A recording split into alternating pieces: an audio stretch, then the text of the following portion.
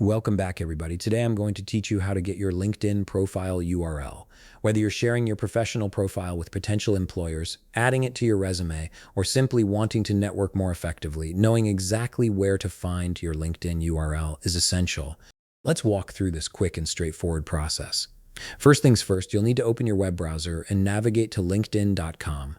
Once you're on the LinkedIn homepage, go ahead and log into your account using your email address and password.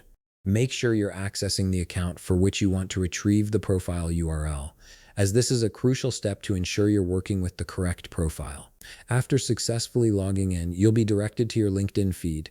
Now take a look at the left side of your screen. You'll notice your profile picture along with some basic information about yourself. This is your quick access panel. Click directly on your profile in this section. This action will take you to your full LinkedIn profile page where all your professional information, work experience, and connections are displayed. Once you're on your profile page, look for the Contact Info button. This is typically located just below your profile picture and headline. Click on Contact Info to proceed. This will open a pop-up window that contains various ways people can reach you, including your email, phone number if you've added one, and importantly, your LinkedIn profile URL. In this pop-up window, you'll now see a section labeled Your Profile.